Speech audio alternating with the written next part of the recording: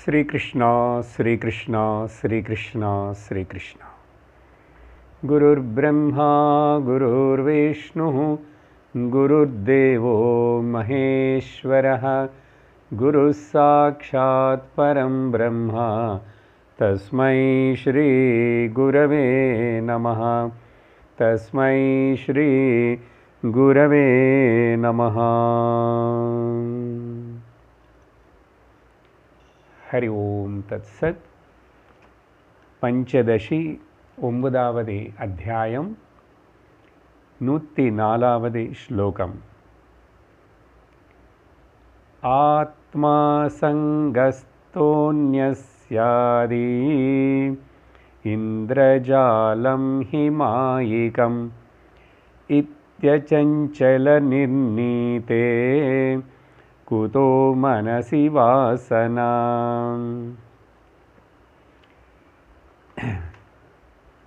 இப்போ நடந்து கொண்டிருக்கிற இந்த முக்கியமான விஷயம் நிர்குண பிரம்ம ஞானி அப்புறம் நிர்குண பிரம்ம உபாசகர், இவங்க ரெண்டு பேருக்கு இருக்கிற வித்தியாசம் என்ன அనే விஷயத்தினை விசாரணை செய்யும்போது பல கேள்விகள் பூர்வபக்ஷனால் கேட்கப்பட்டது.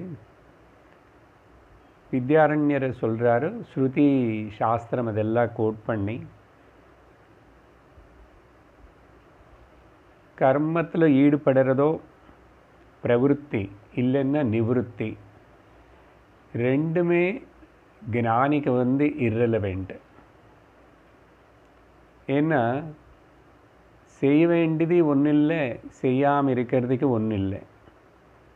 அதனால் இவருக்கு ரெண்டுமே irrelevant-ஆக இருக்கிறதுனால ரெண்டுத்தினையும் நெகேட் பண்ணுவாரா செய்வாரான்னு அவருடைய அக்கார்டிங் டு ஹிஸ் ஸ்வபாவ, அவருடைய அந்த சரீரத்துக்கு இருக்கிற ஒரு பிராரப்தத்தினால என்ன ஸ்வபாவம் இருக்கின்றனதோ அதுக்கு தகுந்த மாதிரி ஆக்டிவாக இருந்து பிரவருத்தியில் இருக்கலாம், இல்லை எதுவுமே இன்வால்வ் ஆகாமல் ஒரு கார்னரில் அப்படியே அவர் பாட்டுக்கு அவர் இருந்துக்கலாம். ரெண்டுமே கூட அவருக்கு சாய்ஸ் இருக்கு. அதனால் ஏன் அப்படின்னு சொன்னால், இந்த 104வது ஸ்லோகத்தில் பார்த்தோம், இந்த துஷ்ய பிரபஞ்சம் எல்லாமே கூட இந்த ஆத்மா கேட்டகிரி கீழே வராது, அனாத்மா கேட்டகிரி கீழே வராது. இது ஒரு மித்யா. மித்யா அதுக்கு இந்திரஜாலம் மாயிகம் அப்படின்னு சொல்கிறார். சாஸ்திரத்திலோ பல இடத்திலோ இந்த இந்திரஜாலம் மாயிகம் மித்யான்னு சொல்லும்போது கந்தர்வ பத்தனம் அனு சொல்லும். கந்தர்வ நகரம் மாதிரி அப்படின்னா ஒன்றும் இல்லை இங்கே, ஆனால் இருக்கிற மாதிரி தெரியும். ஒருத்தர் அமெரிக்காவில் நிஜமாக நடந்த விஷயம் சொல்கிறார். அவர் ஒரு ஹோட்டலுக்கு போய் உட்கார்ந்தா நல்ல ஏதோ சாப்பாட்டெல்லாம் ஆர்டர் பண்ணி சாப்பிடும்போது சுற்றி பார்த்தா நிறைய என்னென்னமோ காட்சிகளை பார்க்குற மாதிரி ஒரு ஸ்க்ரீனு போட்டு அதில் காட்டுற மாதிரி உண்மையாக அங்கே இருக்கிற மாதிரி பார்க்குறாரு.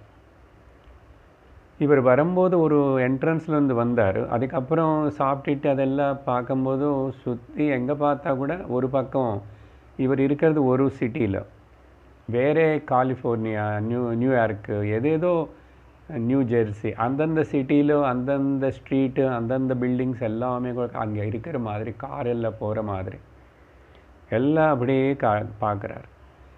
எல்லாம் சாப்பிட்டு முடித்ததுக்கப்புறம் இவருக்கு வெளியில் போகிறதுக்கு வழி எங்கேன்னு தெரியல.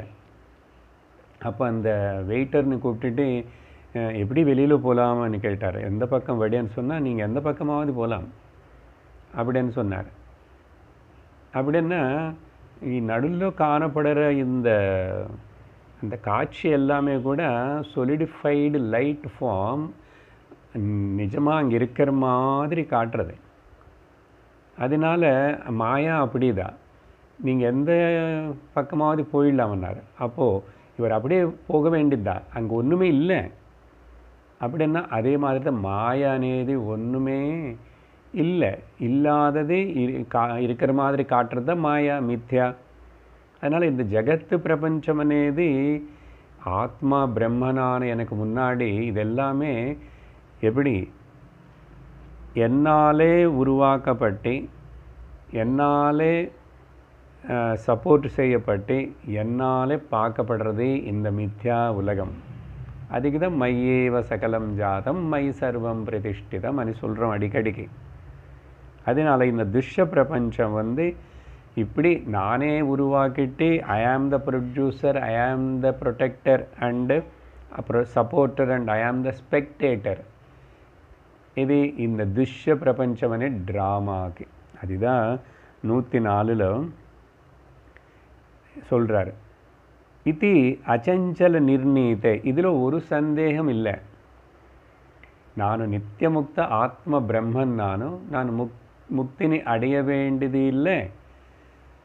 அப்புறம் முக்தி అనేది வந்து போயிடுமோ அனே அது ப்ரொடெக்ட் பண்ணிக்க வேண்டியதில்லை, அது கெயின் பண்ணுறதுக்கு பிரயத்தனம் பண்ண வேண்டியதில்லை. அப்படின்னா சாதனை கிடையாது, சாதகனு கிடையாது. இது எவ்வளவு நிச்சயம்னா அச்சஞ்சல நிர்ணீதே. அச்சஞ்சல நிர்ணீதேன்னா ஈஸ்வரனே வந்துட்டு உன்னுடைய முக்தினை நான் எடுத்துகிட்டு போகிறேன் அப்படின்னு ஏதாவது சொன்னால், நீ நித்தியமுக்தன் இல்லைன்னு அவர் சொன்னால் கூட I can argue and say to the ஈஸ்வரா, சேலஞ்சு பண்ணுறேன், நீ என்னுடைய முக்தினை நீ எடுத்துக்க போக முடியாது. You cannot take away my நித்திய முக்திய ஸ்திதி. அதிக பேர் அந்த அளவுக்கு இந்த அகம் பிரம்மாஸ்மின ஞான நிஷ்ட, இது எனக்கு சத்தியம், இதுதான் சத்தியம். அதனால் அச்சஞ்சல நிர்ணீதே. இப்படி இருக்கிற இந்த ஞானிக்கு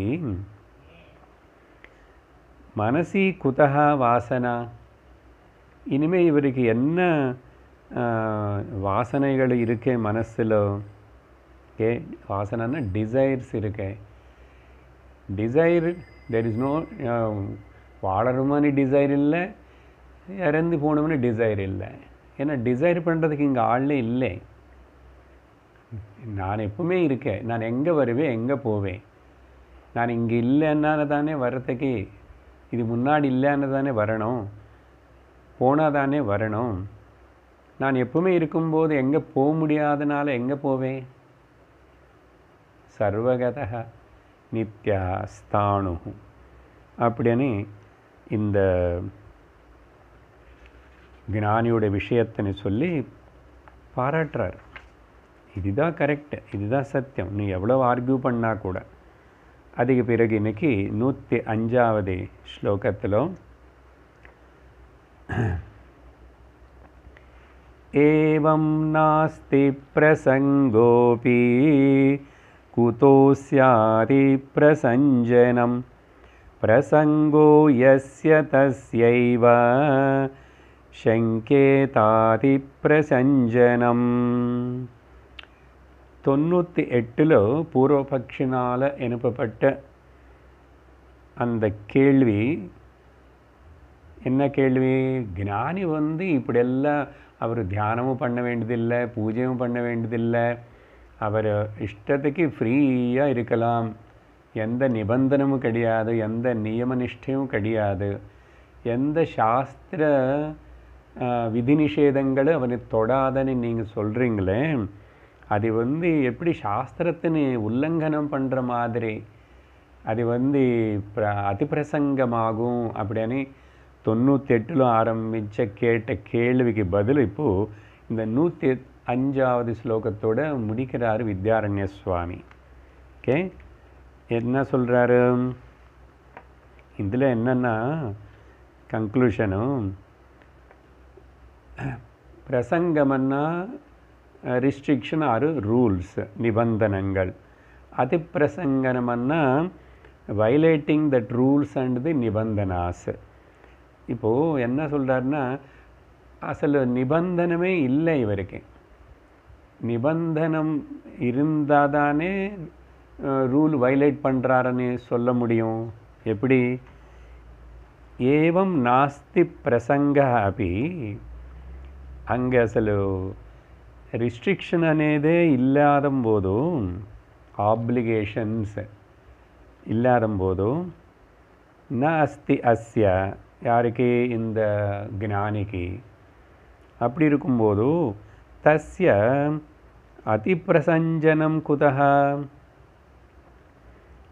அப்புறம் எங்கே அவர் நிபந்தனைಗಳನ್ನು வைலேட் பண்ணாரோ மதிக்கலை செய்யலை అనేది அந்த விஷயம் வரும். அவர் மேலே எப்படி குற்றம் சாட்ட முடியும்? ரூல்ஸு இல்லை அங்கே. டிஸ்ரெஸ்பெக்டிங் இந்த ஸ்கிரிப்சரல் இன்ஜெக்ஷன்ஸ்னு எப்படி சொல்ல முடியும்? அவருக்கு ரூல்ஸே அப்ளை ஆகாது. குதஹ ஏன்னு சொன்னால் எஸ்ய பிரசங்க யாருக்கு ரூல்ஸு நிபந்தனம் வெற்றிருக்கின்றனதோ இருக்கின்றனதோ அவனுக்கு தான் தஸ்ய ஏவ அதிப்பிரசங்கம் சங்கேத. அந்த ரூல்ஸு இருக்கிறவனுக்கு தான் அவனை ஃபாலோ பண்ணலன்னா அவர் வைலேட் பண்ணாருன்னு சொல்ல முடியும். ஸோ பிரசங்கமே இல்லை, ஆப்ளிகேஷனே இல்லை. அப்போது அதிப்பிரசஞ்சனம் எங்கே இருக்கிறதுக்கு வாய்ப்பு இல்லை. இது புரிஞ்சுக்கிறதுக்கு 2 உதாரணம் சொல்கிறேன் பாருங்க. இப்போ ரூல்ஸ் அப்ளை எப்படின்னா, ஒரு கார்னு ஓட்டுறான் டாக்ஸி டிரைவர். அவன் அந்த டாக்ஸி டிரைவரு அவனுக்கு தான் டிராஃபிக் ரூல்ஸு அப்ளை ஆகும். ஏதாவது தவறு பண்ணி அந்த டாக்ஸி டிரைவரு டிராஃபிக் போலீஸ் கையில் மாட்டிக்கிட்டார். ஓகே, இந்த பின்னாடி உட்காந்து ட்ராவல் பண்ணுற அந்த பேசஞ்சர்ஸ் வந்து இறங்கி அவங்க பாட்டுக்கு அவங்க போகலாம். போலீஸும் ஒன்றும் சொல்ல மாட்டார், ஒன்றும் இல்லை. ஏன்னா டிராஃபிக் ரூல்ஸு லைசன்ஸ் இருந்துட்டு ட்ரைவ் பண்ணுற டிரைவருக்கு தான் அப்ளை ஆகிறத தவிர அதில் பின்னாடி உட்கார்ந்து இருக்கிறவங்களுக்கு அப்ளை ஆகலையே. அதனால அதே மாதிரி அதே டிராஃபிக் ரூல்ஸ் அது வச்சே பேசுகிறேன். அந்த டிராஃபிக் சிக்னல்ஸ் எல்லாம் ஒரு இடத்துல ரெட் லைட் எரியுது. ரெட் லைட் எரியும் போது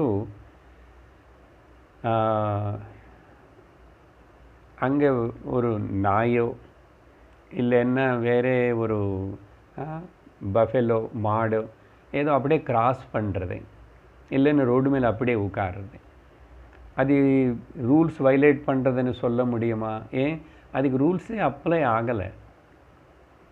சார் நீங்கள் நாய் மாடு எக்ஸாம்பிள் சொன்னால் எப்படி சார்? மனுஷனை பற்றி தானே பேசிகிட்ருக்குறோன்னு சொன்னால் சரி, அதுக்கு தான் மனுஷனை பற்றி சொல்லும்போது தான் டிரைவிங் லைசன்ஸ் பற்றி சொல்லியிருக்கோம். இன்னும் கூட சொல்கிறோம், அந்த டிரைவரு மனுஷனே தான். அதே ஆம்புலன்ஸ் ஓட்டுறான், அதே டிராஃபிக் ரூல்ஸு, அதே ஜங்ஷனு, அதே ரெட் லைட்டு. ஆனால் அந்த டிராஃபிக் ரூல்ஸு ஆம்புலன்ஸுக்கு அப்ளை ஆகலை. அந்த ரூல்ஸு ஆம்புலன்ஸ்க்கு அப்ளை ஆகலை. ஏன்னா அது வந்து எக்ஸம்டெடு. அப்போ ரூலே அப்ளை ஆகாத இடத்துல ஒரு ஆம்புலன்ஸ்காரனு ரூலு வைலேட் பண்ணிட்டு போனாருன்னு சொல்ல முடியுமா? சொல்ல முடியாது இல்லையா? அதே மாதிரி இன்னொன்று கேள்வி ஒரு குழந்தை கேட்குறது, அப்பா அந்த லாரி டிரைவர் வந்து ஏன் ஒன் வேல ராங் சைடாக போகிறாரு? அங்கே கான்ஸ்டேபிள் இருந்தார், ஆனால் கான்ஸ்டேபிள் ஒன்றும் பண்ணலை అని சொல்லிட்டு கேள்வி கேட்டால் அந்த அப்பா வந்து மறைச்சு பார்க்குறாரு. என்ன பதில் சொல்கிறதுன்னு தெரியல. ஏன்னா பதில் சொல்கிறதுக்கு ஒன்றும் இல்லை.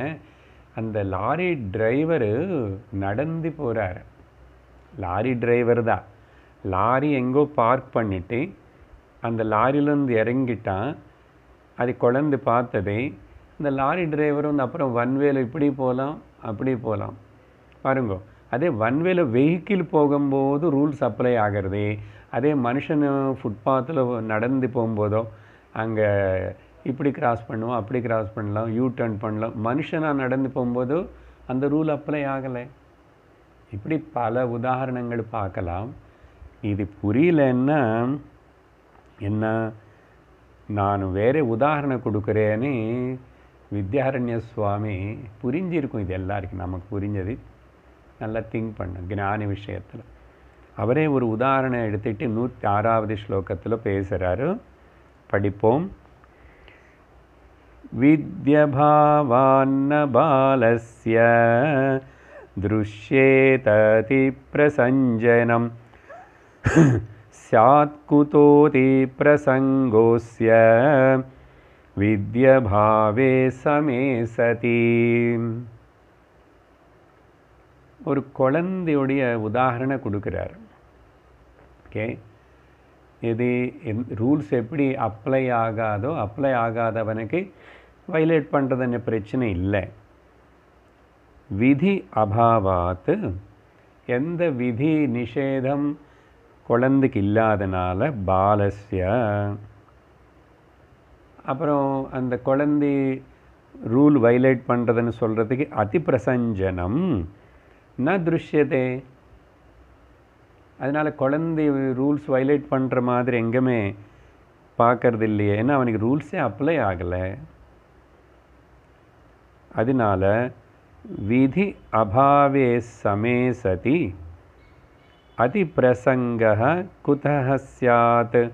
இப்போ மேலே சொன்னதே ஆச்சாரியர் இப்போது உதாரணம் வச்சு, அப்போ இங்கே பாருங்க, விதியே இவனுக்கு நிஷேதங்களே இது அப்ளையே ஆகலை குழந்தைக்கு. அங்கே அப்போது குழந்தை ரூல்ஸ் வயலேட் பண்ணுறதுன்னு பிரச்சனை. கொஷின் எங்கே, where is the question of violating அப்படின்றார். இது கூட நமக்கு புரியணும். குழந்தைகள் விஷயத்தில் பார்த்தோம்னா, குழந்தைக்கு அன்னப்பிராசனமோ ஏதோ இல்லை நாமகரணமோ செய்யும் போதும் எல்லா சுவாமிக்கு முன்னாடி உட்காந்தாச்சு. குருக்குழுகர் இங்கே இருக்கார், அவர் எல்லாம் மந்திரம் எல்லாம் படிக்கிறாரு. குழந்தை மூத்திரமோ மல விசர்ஜனமோ பண்ணதன்னா அது ஏதாவது பாபம் வருமா? குழந்தைனை உடனே கொண்டு போய் திரும்பி குளிப்பாட்டுருமா? ஆனால் இந்த வாத்தியாரோ யாராவது இவங்க அப்படி பாத்ரூம்க்கெல்லாம் போயிட்டு வந்தால் குளிச்சுட்டு வரணும். ஆக்சுவலாக அட்லீஸ்ட் காலு கையாவது நல்ல முகம் அலம்பி வரணும், ஈவன் அம்மா அப்பா. ஆனால் குழந்தைக்கு அப்ளை ஆகலையே. ஏன்னா அப்ளை ஆகலை, அவ்வளோதான். குழந்தைக்கு இல்லை அந்த ரூலு. ஏன்னா அதுக்கு ஒன்றும் தெரியாதனால. அதனால அது சுவாமி மடியிலோ, சுவாமி யாராவது வரும்போது கூட மடியில் உட்கார வச்சா அதுக்கு தெரியாது. அது டிராப்பருக்கு பின்ன உள்ளேயே மூத்திரம் மலம் போகும். பார்த்தீங்களா? இன்னொரு விதம், கோர்ட்டில் கூட பார்த்திங்கன்னா இந்த லா கோர்ட், அப்புறம் கான்ஸ்டியூஷனல் லாஸ், இதில் கூட குழந்தைகள் மேலே சாதாரணமாக வச்ச அந்த ரூல்ஸ் எது கூட அவங்கள மேலே அப்ளை ஆகிறதில்லை. அவங்க மேலே அப்ளை ஆகிறதில்லை. சரி, வெளியில் கோர்ட்டு இதெல்லாம் கண்ணுனால் பார்க்குற பிரத்யக்ஷா உதாரணம் மாதிரி சாஸ்திரத்தில் கூட இன்னும் சிலது சொன்னது. என்னது? ஈவன் குழந்தை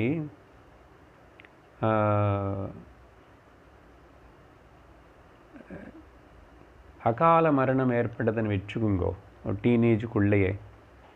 அப்படி மரணம் ஏற்பட்ட அந்த குழந்தைக்கு பெரியவங்களுக்கு செய்கிற மாதிரி அந்த இத்தனை நாள், 13 நாள், வருஷம், மாதம் இதெல்லாம் எதுவுமே பண்ண மாட்டாங்க. மேக்சிமம் ஒரே ஒரு கர்மம் பண்ணுவாங்க, நாராயண பலின்னு சொல்லி ஏதோ பண்ணுவாங்களாமா. எனக்கு அவ்வளோ டீட்டெயில்ஸ் தெரியாது. அப்படி தான். அதுக்கப்புறம் அவ்வளோதான், மறந்து போச்சு. வருஷம் வருஷம் இது பண்ணுறது அது பண்ணுறது இது எல்லாம் கிடையாது. பார்த்தீங்களா? ஸோ சாஸ்திரத்திலேயே அந்த ரூல்ஸு குழந்தைக்கு அப்ளை ஆகலை. அதே அவன் பெருசானதுக்கப்புறம் அப்ளை ஆகிறது. அதனால தான் வித்யாரண்ய சுவாமி குழந்தை விஷயம் எடுத்துகிட்டு உதாரணம் கொடுக்குறாரு. அதனால தான் ஞானி இஸ் லைக் எ சைல்டு, பாலவத்.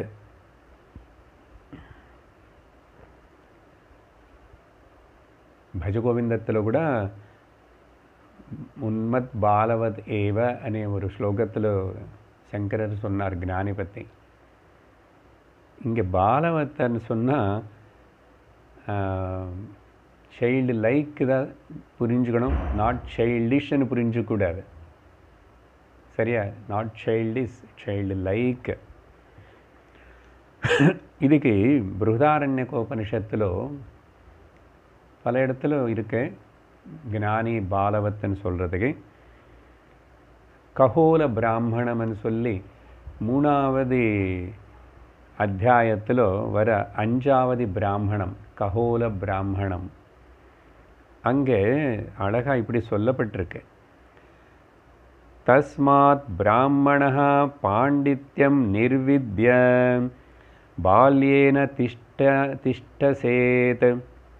திஷ்டாசேத் பால்யம் ச பாண்டித்யம் ச நிர்வித்யா ச முனிः மௌனம் ச அமௌனம் ச நிர்வித்யாத் பிராமணः ச பிராமணः அனு சொல்கிறது. இங்கே பிராமணான்னா ஞானி, கிருபணஹான்னா அக்ஞானி. இது சாஸ்திரத்துடைய டெர்மினாலஜி. பிராமணான்னா ஞானி, பிரம்மன்னு தெரிஞ்சுக்க, தானு பிரம்மன்னு தெரிஞ்சுக்கிறவன் பிராமணன். பாருங்க இங்கே என்ன பால்யஞ்ச பாண்டித்யஞ்ச நிர்வித்யாத முனிஹி மௌனஞ்ச அமௌனஞ்ச நிர்வித்யா அத பிராமணா. பார்த்தீங்களா? ஸோ இந்த மாதிரி சாஸ்திரத்திலோ பல இடத்திலோ பல உதாரணங்கள் நம்ம பார்க்கலாம், மந்திரங்கள். அப்புறம் 107வது மந்திரம்.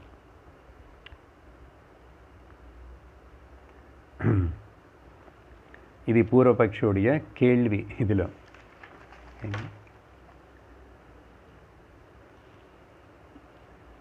ந கிஞ்சித்வேத்தி ந கிஞ்சித்வேத்தி பாலश्चेत् சர்வம் வேத்யைவ தத்வவித் அல்பக்ஞஸ்யைவ விதயः சர்வே ஸ்யுர்நான்யயோர்த்வயோः.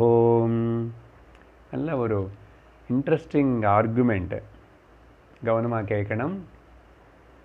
மேலே ஆச்சாரியர் கொடுத்த அந்த உதாரணம் குழந்தை பற்றி சொன்னது. இந்த பூர்வபக்ஷன்னா சில வாட்டி ஸ்டூடெண்ட்ஸு கேட்குறவங்க எல்லாரும் சரியாக புரிஞ்சுக்கலன்னா தப்பாக புரிஞ்சுக்கிட்டு இப்படிப்பட்ட ஒரு கேள்வி கேட்குறான். தப்பாக புரிஞ்சதுனால தான், சரியாக கேட்காதனால தான், கிரகிக்க முடியாதனால தான். என்ன அதுன்னா விஷயம் பாருங்க. எப்போ கூட சாஸ்திரம் கொடுக்குற ஒரு திருஷ்டாந்தம், உதாரணம், அப்புறம் ஒரு தார்ஷ்டாந்தம், சொல்ல வேண்டிய ஒரு விஷயத்துக்காக, அது புரியறதுக்காக ஒரு உதாரணத்தனை, திருஷ்டாந்தம்னு உதாரணம், எக்ஸாம்பிள் கொடுக்கும். இப்போ இங்கே கவனிக்கணும், எப்பவுமே இந்த திருஷ்டாந்தத்துக்கு அண்டு தார்ஷ்டாந்தத்துக்கு சிலது சிமிலாரிட்டிஸ் இருக்கும், சில டிஸ்சிமிலாரிட்டிஸும் இருக்கும். புரியுதா? சிமிலாரிட்டிஸு பேர் சாதர்மியம், டிஸ்சிமிலாரிட்டிஸ்க்கு பேர் வைதர்மியம் இருக்கும். ரெண்டுமே அது எத்தனை என்னன்னு இல்லை, இருக்கும் ரெண்டுமே. அப்போ என்ன பண்ணணும்? இப்படி உதாரணம் கொடுக்கும்போதும் கேட்குற நம்ம சாஸ்திரம் சொல்கிறது, அன்காமனாக இருக்கிற, டிஸ்சிமிலராக இருக்கிற ஃபீச்சர்ஸ்னு நீங்கள் கவுண்ட் பண்ணக்கூடாது, அது எடுத்துக்கக்கூடாது. காமனாக இருக்கிற சிமிலர் ஃபீச்சர்ஸ்னு மட்டும்தான் நம்ம எடுத்துக்கிட்டு பார்க்கணும். இது பார்க்காதனால, இது செய்யாதனால தான் விசிஷ்டாத்வைதிகளும் துவைதிகளும் அத்வைதிகளான வேதாந்திகள் வேதாந்த சாஸ்திரத்தில் கொடுக்குற பல உதாரணங்கள் சொல்லும்போது அவங்க அந்த டிஸ்சிமிலர் தாட்ஸ், டிஸ்சிமிலாரிட்டிஸ்னு தான், வைதர்மியத்தின்னு தான் எடுத்து பார்க்குறான், அது விட்டுட மாட்டுறான். அதனால தான் எந்த உதாரணம் சொன்னால் கூட அத்வைத்தம் நீங்கள் சொல்கிறதெல்லாம் தப்பு அனுவான். சரியா? தப்பு அனுவான். சரி, அப்படிப்பட்ட விசிஷ்டாத்வைதிகள் துவைதிகள் பற்றி அதுக்கு சாதாரண மக்களுக்குள்ள கூட வித்யாரண்ய சுவாமி என்ன சொல்கிறாருன்னா இங்கே இதில் முதல்ல பாருங்க கேள்வி. ஓ வித்யாரண்ய சுவாமி, நீங்கள் என்ன சொல்கிறீங்க? பாலனை குழந்தைன்னு வந்து ஞானி கூட கம்பேர் பண்ணி சொல்கிறீங்க. பாலக ந கிஞ்சித் வேத்தி சேத், அதுதான் கேள்வி. ஒருவேளை நீ வந்து இப்படி புரிஞ்சுக்கிட்டு கேள்வி கேட்டால் என்னது, குழந்தைக்கு ஒன்றும் தெரியாது. குழந்தை அக்னஹா, ஒன்றும் தெரியாது, இக்னோரெண்ட்டு, இன்னோசென்ட், ஒன்றும் தெரியாது. அதனால் பாலக ந கிஞ்சித் வேத்தி சேத், நீ ஒருவேளை அப்படி சொன்னால், அந்த மாதிரி சந்தேகம் வந்து உனக்கு கொன்னா, அப்போ எப்படி ஒன்றும் தெரியாத குழந்தைன்னு கொண்டு போய் ஞானி அது கூட சமம்னு சொல்கிறீங்கன்னு சொன்னால் நான் என்ன பதில் சொல்கிறேன் தெரியுமா? தத்துவவித்து சர்வம் வேத்தியேவா. ஆனால் தத்துவவித்து சர்வக்னன், எல்லாம் தெரிஞ்சினவன். எல்லாம் தெரிஞ்சினவன் சர்வக்னன்னா, சார் அவருக்கு பீஸா பண்ண தெரியுமா சார்? மார்க்கோனியா இதுன்னு மைக்ரோன்னா இது வந்து அதெல்லாம் எப்படி பண்ணுறது தெரியுமா சார்ன்னு கேட்கக்கூடாது. அவர் சர்வம் பிரம்மம்னு தெரிஞ்சுக்கிட்டுனார். அதனால் அவர் எல்லாம் தெரிஞ்சுக்கணும் மாதிரி தான். ஏது ஒன்று தெரிஞ்சுக்கிட்டால் சர்வம் தெரிஞ்சுக்கணும் மாதிரி ஆகிடுமோ அது தெரிஞ்சுக்கிட்டார். அதனால் நீ இப்படியெல்லாம் சில்லி கொஷின்ஸ் கேட்டு திங்க் பண்ணக்கூடாது. ஸோ சர்வம் வேத்தி ஏவ. அப்போது அதனால தான் இவங்க ரெண்டு பேர் இருக்கிற எக்ஸ்ட்ராடினரி ஃபீச்சர் என்னமோ அதையும் எடுத்துகிட்டு பார்க்கணும். என்ன குழந்தை விஷயத்தில் எக்ஸ்ட்ராடினரி என்னன்னா ஒன்றும் தெரியாது, அதுக்கு பேர் அக்னஹா.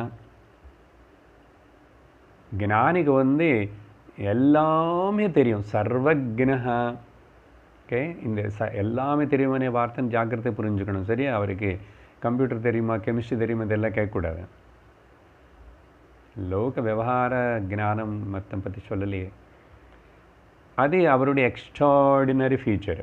ஸோ இந்த ரெண்டு எக்ஸ்ட்ராடினரி ஃபீச்சர்ஸ்ன்னு எடுத்துக்கிட்டு பார்க்கும்போது அது இவங்க ரெண்டு பேர் விஷயத்திலும் என்னாகும், இது அப்ளை ஆகாது, எந்த ரூலும் அப்ளை ஆகாது. சாஸ்திரம் சொன்னோம், லௌகிகமாக சொன்னோம். அதனால் என்ன சொல்கிறாரு இங்கே, அப்போ யாருக்கு அப்ளை ஆகும்?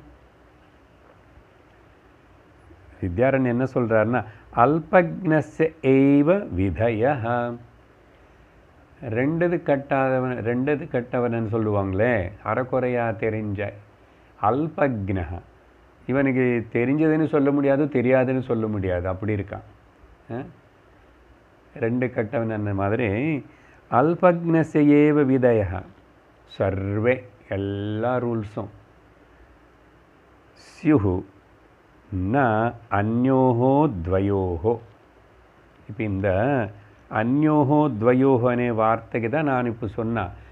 அடுத்த ரெண்டு பேருக்கு இந்த விதி நிஷேதங்கள் அப்ளை ஆகாது, ஒரு அல்பக்னனுக்கு மட்டும் ஏற்படும்னார். அப்போ நம்ம 3 கேட்டகரிஸ்ன்னு எடுக்கணும். Okay, 3 group 3 categories. ஒன்று என்ன, ஒன்று வந்து அக்னஹ பாலஹ, அப்புறம் அல்பக்னஹ சாதாரணமாக லோகத்தில் இருக்கிற நிறைய மக்கள் அல்பக்னஹ, அப்புறம் சர்வக்னஹ. என்ன சொல்கிறார் Vidyaranya Swami, all rules and regulations are applied only to the அல்பக்னஹ, not to the agnaha or the sarvagnaha. புரியுறதா? இப்போ அதுதான் சொல்கிறார். அந்த அந்யோஹோ துவயோகன்னா அந்த இக்னோரண்ட் குழந்தை மாதிரி இருந்து வைஸ் பீப்புள், இவங்க 2 பேருக்கு அப்ளை ஆகாது. அந்த மாதிரி புரிஞ்சுக்கணும். அல்பக்னனுக்கு மட்டும்தான் இதெல்லாம் இருக்கும். அதனால் சொல்லி அப்புறம் 108வது ஸ்லோகத்தில் இன்னொரு கேள்வி இருக்கு.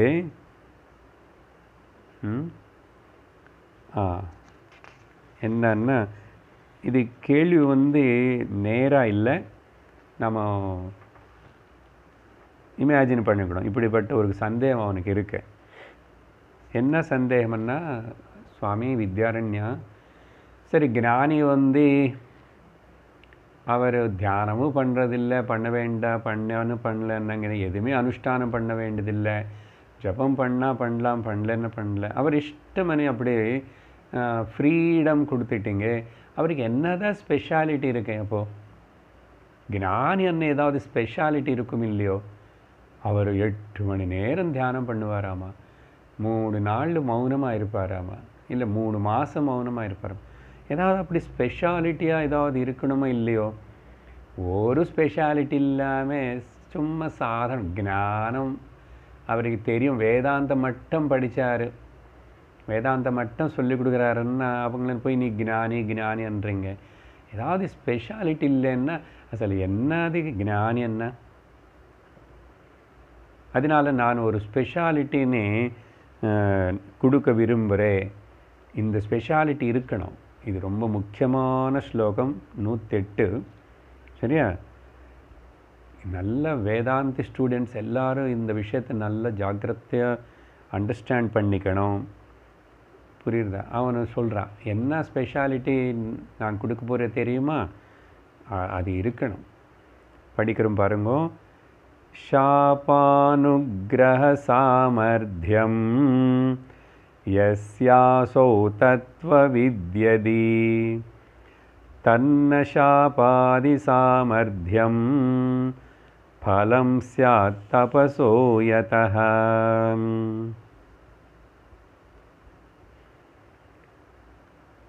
என்ன கேள்வின்னா, இதை கேள்வி கேட்டுக்க மாதிரி இல்லை, இன்டைரக்டாக இருக்கும். சாபம் கொடுக்கறது, ஓகே, அனுகிரகம் பண்ணுறது, வரம் கொடுக்கறது. அட்லீஸ்ட் இந்த சாபம் கொடுக்கறதோ பிளஸ் பண்ணுறது, அனுகிரகம் பண்ணுறனே சாமர்த்தியம் எஸ்ய, இந்த ஞானிக்கு யாரு கேட்டால் ஹூ இஸ் ஹேவிங் சாபம் கொடுக்குற இல்லை அனுகிரகம் பண்ணுற சாமர்த்தியம், சக்தி, பவர், அசௌ இருந்தால் தான் அவர் தத்துவவித்தன்னு சொல்லலாம். நீங்கள் சும்மா ஞானி அண்ணன் வேதாந்தம் கிளாஸுக்கு வரவங்க எல்லாருமே நம்ம சொல்கிறோம், நீங்கள் எல்லோரும் ஞானிகள் தான் நம்ம சொல்கிறோம். ஆனால் சாதாரண மக்களோ இந்த பூர்வபக்ஷி மாதிரி அவனை என்ன 4 வருஷம் 3 வருஷம் கிளாஸ் போன உடனே பகவத்கீதை உபனிஷத்து கேட்ட நீ ஞானியா? நான் உங்களுக்கெல்லாம் சொல்லலையே, நீ எதுக்கு அப்படி ஆர்கியூ பண்ணுற? அவன் நினச்சிக்கிறான்.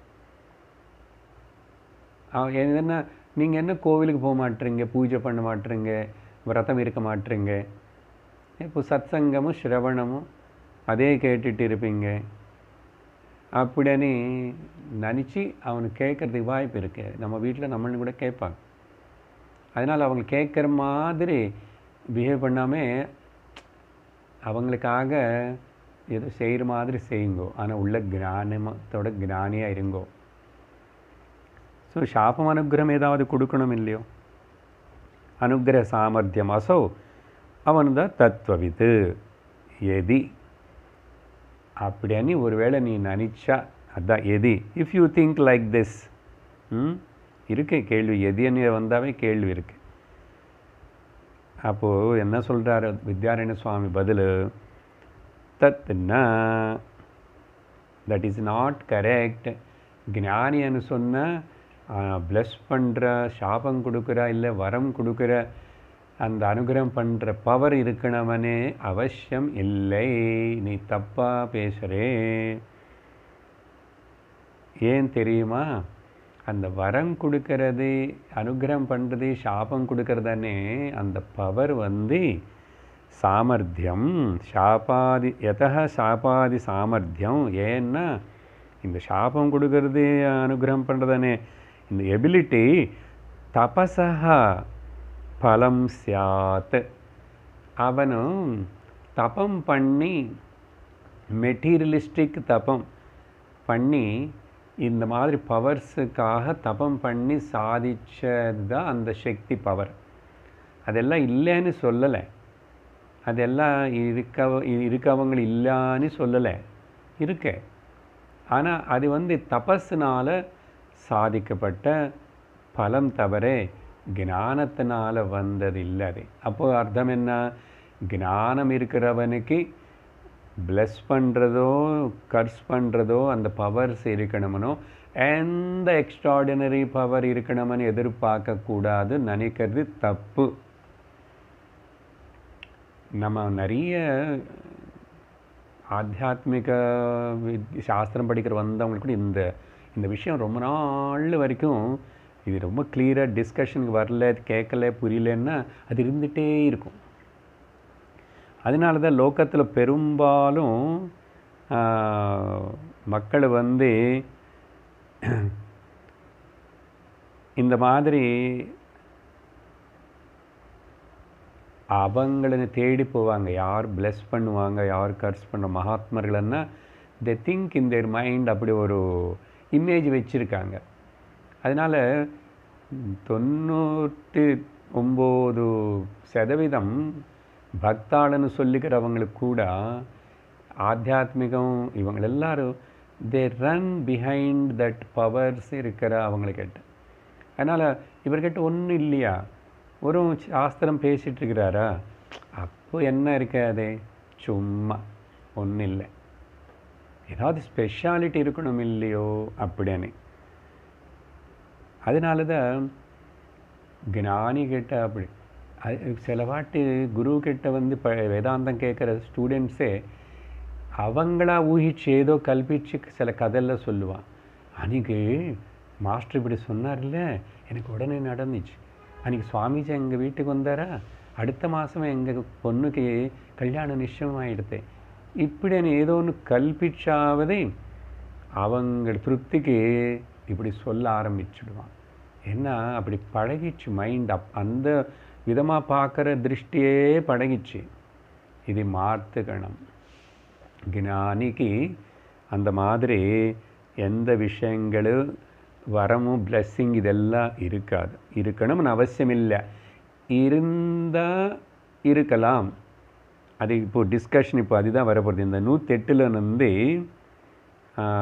என்னன்னா ஒரு டீவியேஷன் இங்கேருந்து. ஆக்சுவலாக இது மெயின் டாப்பிக்கில் நிர்குண பிரம்ம உபாசனா டாப்பிக்குள்ளே அவ்வளோ டைரெக்டாக ரிலேட்டடாக இல்லைன்னா கூட வித்யாரண்ய சுவாமி ஜஸ்ட் லைக் தட் யாத்திரைக்கு போகும்போது நடுவில் அழகான அந்த சீனரிஸ் பார்க்குற மாதிரி ஏதாவது என்ஜாய் பண்ணுற மாதிரி சம் டிஸ்கஷன்ஸ் கொண்டு வராரு. எனிஹவ் நமக்கு யூஸ்ஃபுல் தான், அதனால் வில் என்ஜாய் தட். ஓகே, அடுத்த சில ஸ்லோகங்கள் இந்த டைவர்ஷனை கண்டினியூ ஆகும். But slowly again will come to the mainstream of talk. அதனால் ஸோ இந்த வரம் சாபம் இது வந்து ஞானத்தினால் இல்லைப்பா, அது வேறு தபஸ்னால் வர விஷயங்கள் அது அப்படின்னு சொல்லி பதில் முடிச்சிட்ட அவன் வந்து இப்போ மறுபடியும் கேள்வி கேட்குறான். கேள்வி இருக்குது உள்ள இந்த கொஸ்டின், இந்த ஸ்லோகத்தில் கூட, பட் நாட் டைரக்ட்லி. என்ன சொல்கிறான்? வியாசாதேரபி சாமர்த்தியம் திருஷ்யதே தபசோ பலாத் சாபாதி காரணாதன்யத் தபோ ஞானஸ்ய காரணம். அவன் விடமாட்டான். அவன் என்ன சொல்கிறான்? நிறைய புராணங்களுக்குள்ள அங்கெல்லாம் கூட இந்த மாதிரி கேள்விப்பட்டோமே, சொல்லப்பட்டது பல பேர் பற்றி பல இடத்துல. யாரெல்லாம்? வியாசாதேகே, வியாசரும் முதலான சில இந்த ருஷிகளும் அப்படி தபஸா அவங்க அந்த தபஸுடைய பலத்தினால பை ஸ்ட்ரென்த் ஆஃப் சாமர்த்தியம், என்ன மேலே ஆச்சாரியர் தபஸ்ஸனை வார்த்தை உபயோகப்படுத்திட்டார்ல, பட் உங்கள் வேதங்கள் எல்லாம் பிரித்து உங்கள் பிரம்மசூத்திரங்கள் ஏதுன்னு உங்கள் வியாசர் அவர் சரி தபஸு பண்ணி பலாத்து சாமர்த்தியம் திருஷ்யத்தை, அந்த தபஸ்னால் அடைஞ்ச அந்த சக்தி சாமர்த்தியம், எபிலிட்டி டு கர்ஸ் அண்ட் அனுகிரகம் பண்ண, அது பார்க்குறோமே. அப்போது அந்த சாபாதி காரணாத்து அந்நத் தபா, அங்கே வரைக்கும் அவர் கேள்வி. அப்படியே நீ ஒருவேளை நீ நினச்சிட்டு சந்தேகப்பட்ட பாருங்க, அடுத்த பாதியில் ஆச்சாரியர் பதில் கொடுக்குறாரு. என்னென்னா, சாபம் வரம் கொடுக்கறது தபஸ், அதுக்கு காரணமானது அந்யஹா தபா, அது வேறே, அண்டு ஞானஸ்ய காரணம் அந்யத் தபா. அப்போ இங்கே என்ன ஆயிடுச்சு, 2 வகையான தபம் இருக்கப்பா. தபம்னா எல்லாம் ஒன்று தான் நினச்சிக்காது நீ. அதனால் அந்த தபஸ் வேறே, ஞானம் வரத்துக்கு வேண்டிய தபஸ் வேறே அப்படின்னு சொல்லி முடிச்சிட்டார். இங்கே என்ன, அது 2 வகையான தபஸ். ஒன்று இந்த மாதிரி பவர்ஸ், நேச்சுரல் அந்த எக்ஸ்ட்ராடினரி பவர்ஸ்ன்னு சித்திகள் எல்லாத்தையும் அடையிறதுக்காக செய்கிற தபஸ். இந்த தபஸ் ராட்சசர்கள் கூட செய்வாங்க. ஆனால் ஞானங்காக செய்கிற தபஸ் வேறே அப்படின்னு 2ஆக பிரித்து வித்யாரண்ய சுவாமி சொல்கிறார். இந்த 2ஆக பிரித்து சொல்கிறதை இங்கே சில பாயிண்ட்ஸ் கவனிக்கிறோம். தபஸ் அనే பதத்துக்கு பல வகையான அர்த்தங்கள் இருக்கு. சாஸ்திரத்தில் பார்க்கும்போது அங்கங்கே யக்ஷ பிரச்சனைகளுக்குள்ள ஒரு பிரச்சனை, தபம் என்னன்னு கேட்ட யக்ஷரு அதுக்கு தர்மபுத்திரன் கொடுத்த பதில் என்ன தெரியுமா? ஸ்வதர்ம வர்த்தித்வம் ஏவ தபஹா. ஸ்வதர்ம வர்த்தி, அவங்களுடைய ஸ்வதர்மத்தை அவங்க அனுசரித்து செய்கிறது பேர் தான் தபஸ்ன்னு சொல்லிட்டாரு. யக்ஷருக்கு ஓகே ஆகிடுது. அப்புறம் சில இடத்துல சத்தியம் தபஹா, சத்தியம் பேசுகிறதே, சத்தியமாக வாடுறதே தபஸ்ன்னு சொல்லப்பட்டது. இன்னும் ஞாசகா தபஹா, சந்நியாசம் அனேதே தபமனு சொல்லப்பட்டது. விட்டி கொடுக்கறது சந்நியாசமே தபமனு சொல்லப்பட்டது. ஸோ இந்த மாதிரி பல அர்த்தங்கள் இருக்கு. இப்போ நமக்கு இங்கே சங்கரர் உபனிஷத்துகளை சொன்ன விஷயம், அந்த சங்கரர் சொல்கிற விஷயம் வியாசரை பற்றி எதுக்கு? பொதுவாகவே நமக்கு சங்கராச்சாரியனை பற்றி லோகத்தில் எல்லாருக்கும் அவர் ஏதின பாஷ்யமோ அவர் ஏதின பிரகரண கிரந்தங்களை பற்றியோ ஒன்றும் அக்கறை இல்லை, தேவையில்லை. ஆனால் எல்லாருக்கும் வேண்டியது என்னென்னா, உடனே சங்கராச்சாரியனை பற்றி சொல்லும்போது தான் அந்த கனகதாரா ஸ்தோத்திரம், தங்கம் காசு அப்படி டமு டமு டமு டமுன்னு உளுந்துச்சாம, நெல்லிக்காய் ரூபத்தில் ஏதோ சொல்லுவான். அப்படி இருக்கிற அப்போ அந்த சங்கராச்சாரியருக்கு கூட அப்படிப்பட்ட சில பவர்ஸ் எல்லாம் இருக்கு. மாதிரி அப்போ அத்வைத்தம் சொல்லி கொடுக்குற படிக்கிறவங்களுக்கு எல்லாருக்கும் பவர்ஸ் இருக்கணும் இல்லையா? இருக்கணும்னு அவசியம் இல்லை. அதுதான் டிஸ்கஷன். என்னன்னா, அந்த சங்கரரே இந்த தபஸு பற்றி பிரித்து சொல்கிறாரு. முதல் எங்கே பிரித்து சொல்கிறாருன்னு பல இடத்துல இருக்கும். தைத்திரியோபனிஷத்து புருகுவல்லில் பாஷ்யம் ஏதும்போது அந்த விஷயம் சொல்கிறார். நான் முதல்ல தைத்திரியோபனிஷத்தில் சொல்லப்பட்ட ஒரு வகையான தபஸ் மெட்டீரியல் ப்ராஸ்பரிட்டி பெனிஃபிட்ஸ்க்காக, அந்த பவர்ஸ் என்ன மெட்டீரியல் தானே, அதுக்காக பண்ணுற தபஸ். அது பல ராட்சசர்கள் கூட எல்லாம் செஞ்சு அடைஞ்சாங்க. ஆனால் அவங்க யாருக்கும் அவங்கள வரம் கொடுக்குறாங்க மொத்தத்தில், இல்லை சாபம் பண்ணுவான், சக்தி அவனுக்கு எக்ஸிபிட் பண்ண முடியாது, அது விட்டுடுங்கோ. இப்போ 2வது வகையான தபஸ் என்னன்னா, அது சொல்லும் போது ஸ்வாத்யாய பிரவச்சனேச்ச అని சொல்கிறதா தைத்திரோபனிஷத்து. அந்த இடத்துல தபஸ்ச ஸ்வாத்யாய பிரவச்சனேச்ச, தபஸ்ஸு கூட அங்கே சொல்லப்பட்டது. ஸ்வாத்யாய பிரவச்சனே ஏவேதி நாகோ மௌத்கல்யः தத்தி தபஸ் பாருங்க, தபம் வார்த்தை அங்கெல்லாம் வருது.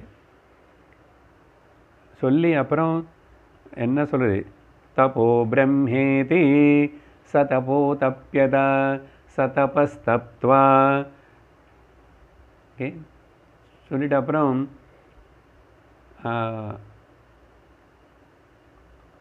அன்னமயம் அந்த ஒரு கோஷன் இங்கே இப்போ சொல்லும்போது தப்பம் பண்ணான்னு வருது இல்லையா. அன்னம் பிரம்மே திவ்யஜானாத் அன்னாத்யேவ கல்விமானி பூதானி ஜாயந்தே அப்படியெல்லாம் அவர் ஒரு இதில் கூட திரும்பி சதபோ தப்யதா சதபஸ்தப்த்வா தபோ பிரம்மேதி அப்படி என்ன வருது, அப்படின்னா விசாரண ரூபத்தில் பண்ணுற தபஸு. மெட்டீரியல் ப்ராஸ்பரிட்டிக்காக பண்ணுற தபஸ் இல்லை. இதுக்கு தபஸ் தான் பேர், அதுக்கு தபஸு தான் பேர். ஓகே, அப்புறம் தபசா பிரம்ம விஜிக்ஞாசஸ்வம், தபசா பிரம்ம விஜிக்ஞாசஸ்வ, இப்படிப்பட்ட பல ஸ்டேட்மெண்ட்ஸ் எல்லாம் வருது. அந்த பிருகுவல்லியில் சொல்லும் போதும் அங்கே சங்கரர் வந்து அவர் என்ன கொடுக்குறாருன்னு அங்கே மீனிங் வந்து ஒரு ஸ்மிருதி சாஸ்திரம், மனுஸ்மிருதி எந்த ஸ்மிருதியில் வந்து ஒரு ஸ்லோகம் இல்லை கோட் பண்ணுறார். என்னன்னா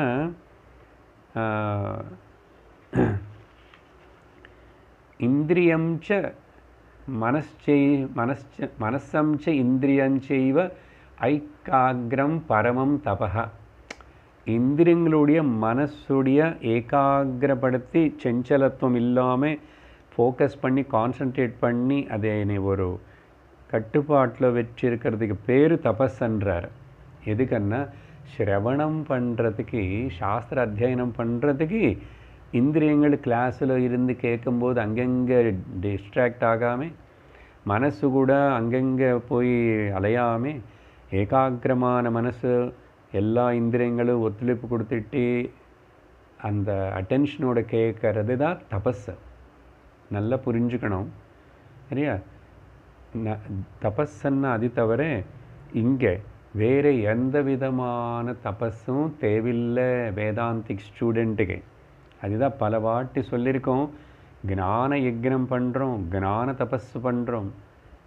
அதனால இந்த சித்த ஏகாகிரதா இந்திரிய ஏகாகிரம் இஸ் தி பரமம் தபஹன்னார் சங்கரர்.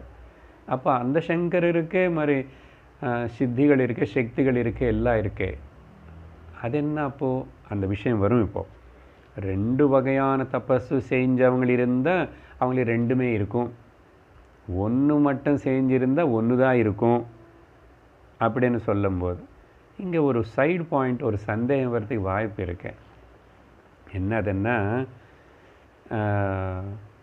ஸோ இந்த மாதிரி பிளஸ் பண்ணுறது, அனுகிரகம் பண்ணுறது இல்லாமல் ஞானின்னா அது ஏதாவது ஒரு எக்ஸ்ட்ராடினரி திங் இருந்தால் தானே அப்படின்னு.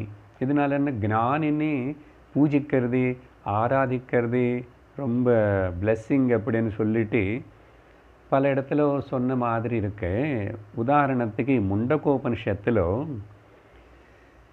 யம் யம் லோகம் மனசா சம்விபாதி விசுத்த சத்வஹ தம் தம் லோகம் ஜெயதே தான்ஷ காமான் தஸ்மாத் ஆத்மக்னம் ஹர்ச்சயேத் பூதி காமஹா.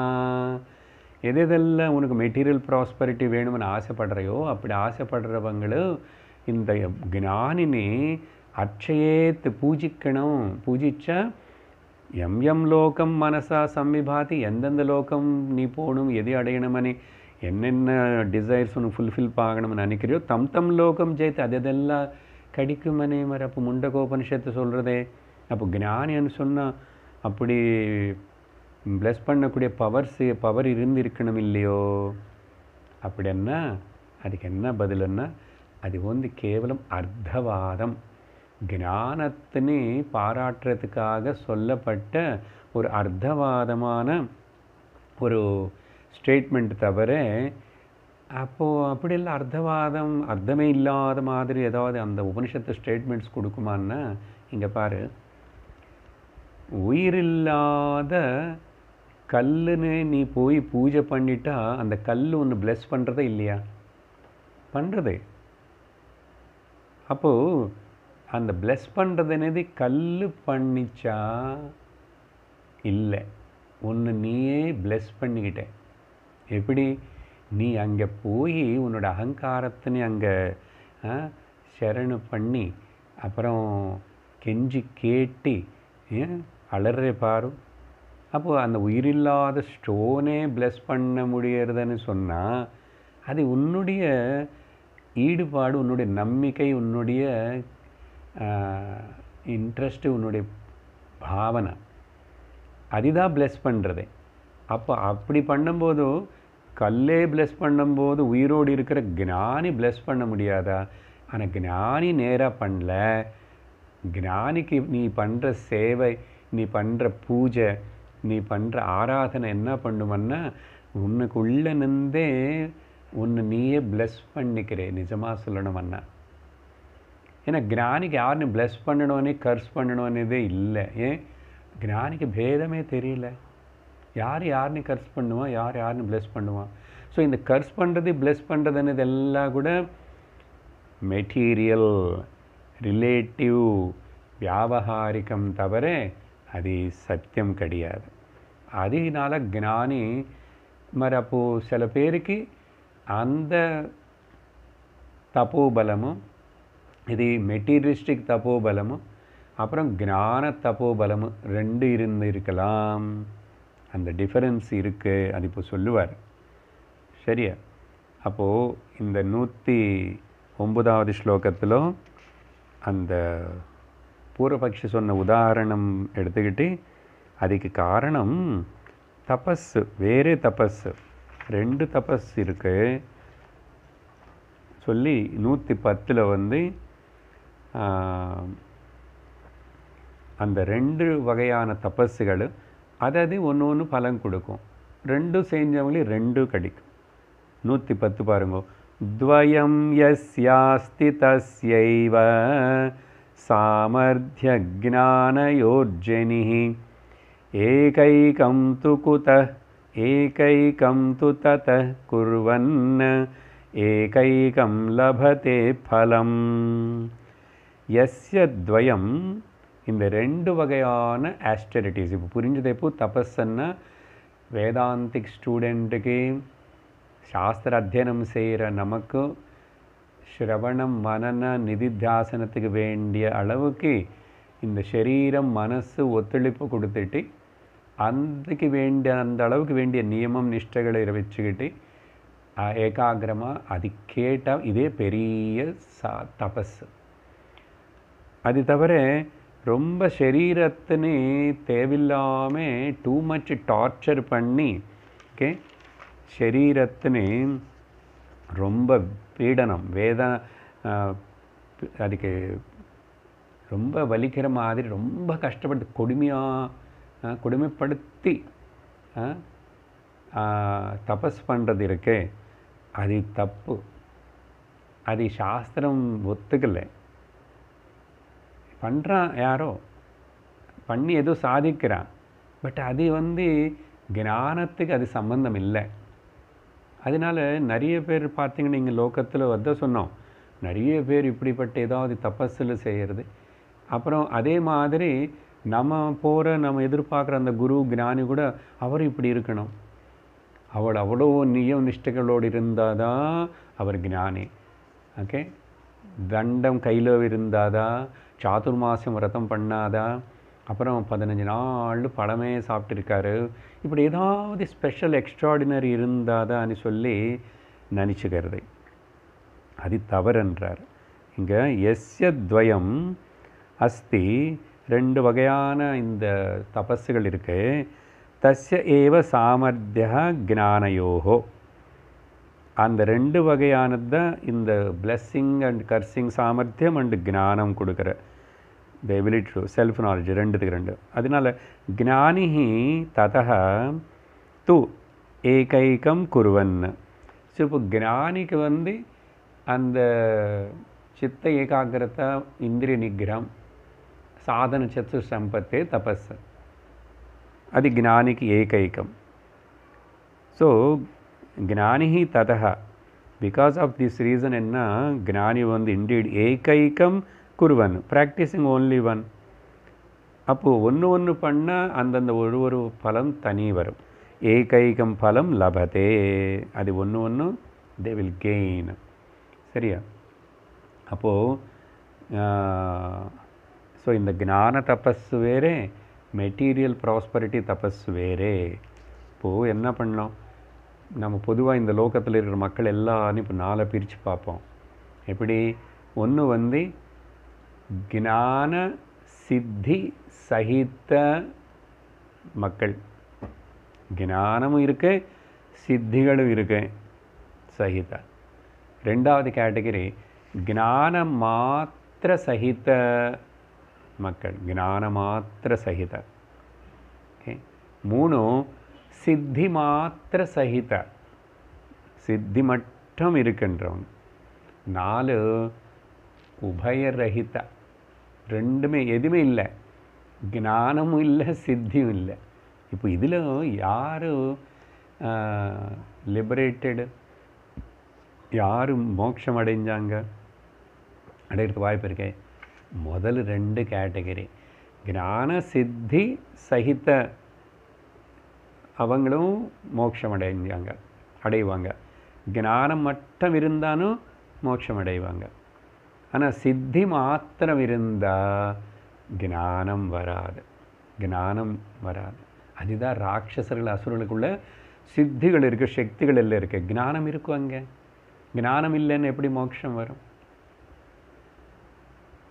அதனால தான் உத்தவ கீதையிலோ இப்போ படித்தோமா, 10வது அத்தியாயத்திலோ அந்த சித்திகளின் பற்றி பகவான் ரொம்ப விவரமாக விவரித்தார்.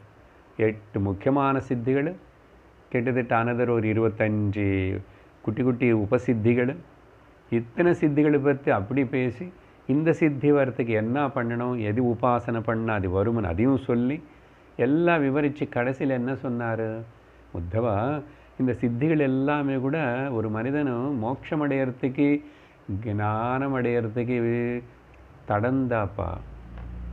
அதனால் அதை பைபாஸ் பண்ணி விட்டுட்டு நீ நேராக ஞானத்துக்கு வந்துட்டா போதும்.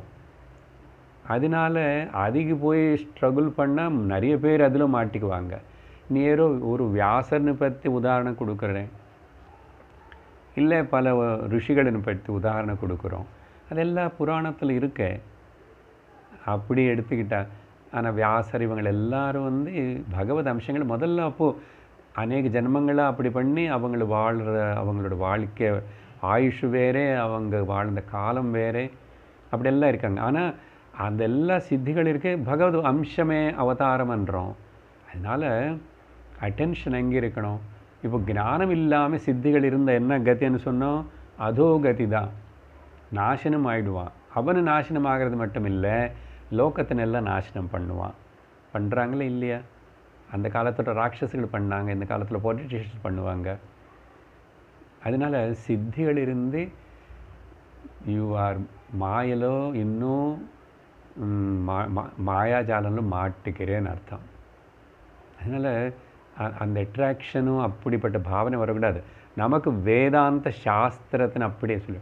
அதனால் ஞானி என்ன சுவாமிஜி சொல்லுவார், அதனால தான் just down to the earth, no speciality.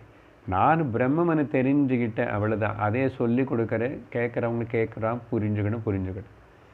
இந்த கண்ணோட்டம் மாற்றுக்கணும், இந்த திருஷ்டிக்கோணம்.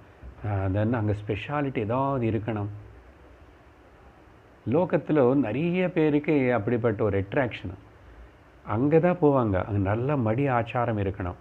அந்த சுவாமியார் அந்த சாதுர்மாசியம் விரதம் பண்ணும், அவர் தினந்தோறும் பெரிய பூஜையெல்லாம் பண்ணுவார். அப்புறம் இதெல்லாம் நிஷ்டா அனுஷ்டானம் பண்ணுவார். இதெல்லாம் பார்த்து சில மட்டங்களுக்குள்ள சில ஆச்சாரியர்கள் அவங்க ஏன் பண்ணாங்கன்னா, சாதாரண மக்கள் எல்லாருக்கும் ஒரு கைடன்ஸை மாடலாக இல்லைன்னா அவங்க எதுவுமே பண்ண மாட்டாங்கன்னு பண்ண. ஆனால் அதே மனசில் வச்சுக்கிட்டு பாருங்கோ, ஒரு பெரிய நியம நிஷ்டம் இல்லாமல் இருக்கிற ஒரு வேதாந்த ஆச்சாரியர் சுவாமிஜி கிட்ட ரெஸ்பெக்ட் பண்ண மாட்டாங்க மக்கள். அவங்க கிட்டே வரமாட்டாங்க, நமஸ்காரம் கூட பண்ண மாட்டான். அவங்களுக்கு என்னென்னா அந்த தண்டம், அந்த அவங்கள எல்லாரும் குற்றம் சொல்லலை, அந்த மகாத்மாவில் எல்லோரும் அவங்க வழியில் இருக்கான்.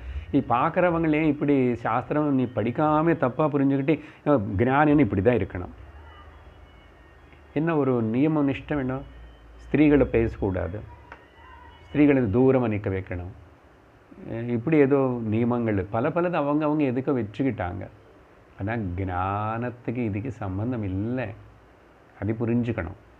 ஆனால் எப்படியோ துரதிருஷ்டம் அதிலும் மாட்டிக்குவான் நிறைய பேர். அந்த சர்க்கிள் அப்படி இருந்தால் தான் ரொம்ப மடி ஆச்சாரமாக இருந்த சுவாமியார். சும்மா வேதாந்தம் பேசிட்ட சுவாமியார் என்ன, அவர் எப்படி ஞானி ஆகிடுவார்? ஏதாவது ஸ்பெஷாலிட்டி இருக்கணும்.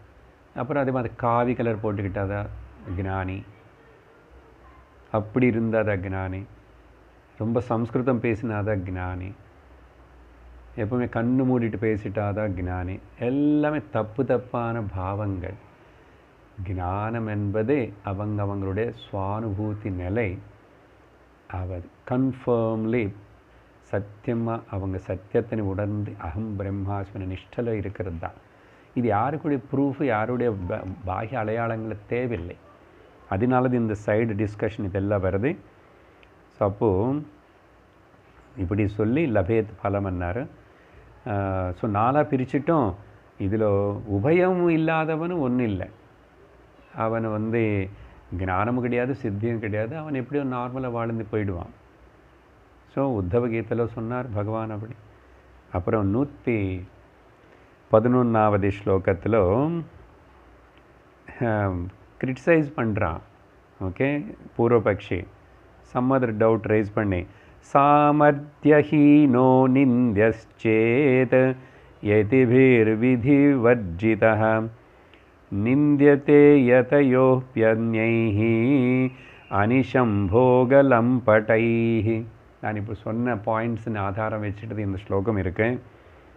எப்படி ஒரு சாமர்த்தியம் இல்லை, ஒன்றும் லாய்க்கில்லை, சும்மா வேதாந்தம் வாரத்துக்கு 5 கிளாஸ் 4 கிளாஸ் பகவத்கீதா, உபனிஷத்து, உத்தவ கீதா கேட்டுக்கிட்டு பஞ்சதசி என்ன இருக்கு.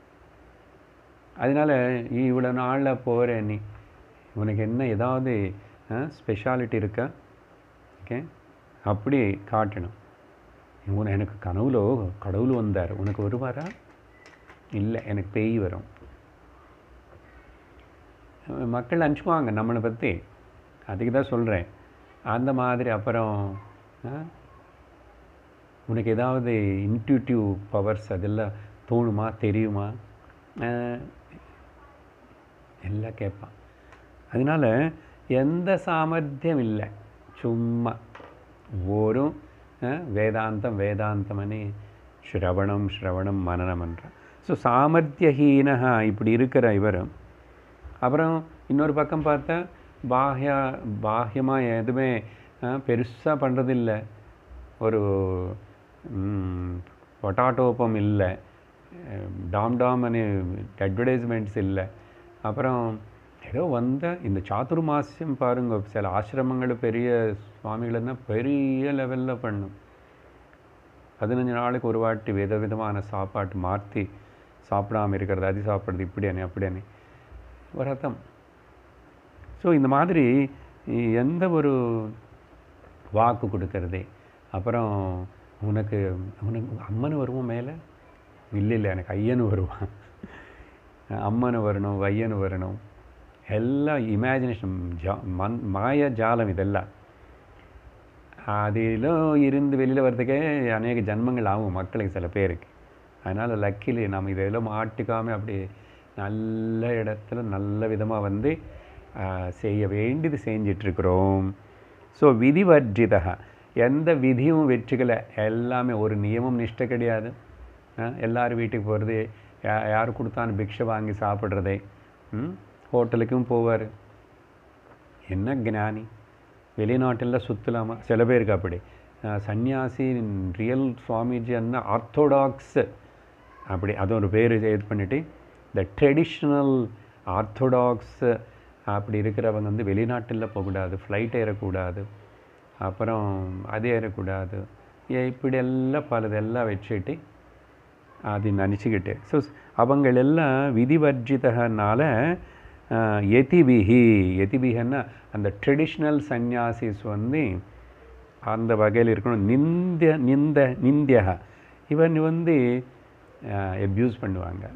என்ன ஒரு நியமம் நிஷ்டை கிடையாது அப்படின்னு சொல்லிட்டு அவங்க கேலி பண்ணுவான். இவங்களை கேர் பண்ண மாட்டான். அதனால தான் வேதாந்தம் சொல்லி கொடுக்குறார் டீச்சர் யாராவதுன்னா கூட ஏன் கொஞ்சம் பேர் தான் வருவான்.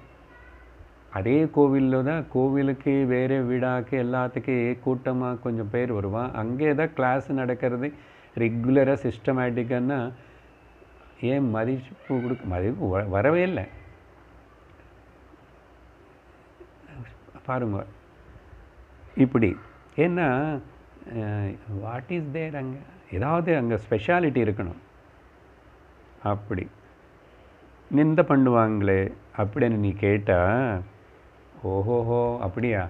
லோகத்தில் அந்த யதிகள் யார் வந்து ரொம்ப ஆர்த்தோடாக்ஸாக ரொம்ப நியமனிஷ்டர் கூட அப்படி இப்படிலாம் இருக்காங்க, யார் முன்னாடி வரக்கூடாது, நடுங்க இடம் கொடுங்க தொடக்கூடாது இப்படி இல்லை சொல்லி அப்படி சொல்லி இருக்கிறவங்கன்னு கூட லோகத்தில் இந்த போகலம்ப் அந்யகி லோகத்தில் அவங்களன்னு கிரிட்டிசைஸ் பண்ணுறது கூட போகலம்பட்டைன்னா இந்த நார்மல் வரலி மெட்டீரியலிஸ்டிக் பீப்புள் எல்லோரும் வந்து நல்லாவே அவங்களை கிரிட்டிசைஸ் பண்ணிகிட்டே இருக்கிறாங்க. ஓகே, நிந்த பண்ணுறாங்க. அனிஷம் ஆல்வேஸ் நிந்தியத்தை. அதனால் நிந்த பண்ணுறதுனேது நீயே அது ஒரு பெரிய விஷயமா சில்லி கொஷின் கேட்குறேன். நிந்த பண்ணுறதுனேது ராமனை நிந்த பண்ணலையா, கிருஷ்ணனை நிந்த பண்ணலையா, யாருன்னு நிந்த பண்ணல. லோகம் அப்படி தான் காக்ககள் மாதிரி நிந்த பண்ணுவாங்க. அதனால் நோ எத்தினி யாராவது நிந்த பண்ணால் வி டோன்ட் கேர், எனக்கு ஐ ஓன்ட் கேர்னா ஞானியும் அப்படி தான். நீ ஒருவேளை அப்படி சொன்னால் ஞானி கூட ஓன்ட் கேர். ஓகே, எதுக்கும். ஆனால் இந்த டைலாக் இந்த டிவியேஷன் டாபிக் இன்னும் கண்டினியூ ஆகும், பார்க்கலாம் அப்புறம். ஓம் பூர்ணமத பூர்ணமிதம் பூர்ணாத் பூர்ணமுதச்யதே பூர்ணஸ்ய பூர்ணமாதாய பூர்ணமேவாவசிஷ்யதே. ஓம் சாந்தி ஷாந்தி ஷாந்தி. ஹரிஹி ஓம் ஸ்ரீ குருப்யோ நமஹ. ஹரிஹி ஓம். ஹரி ஓம் தத்சத்.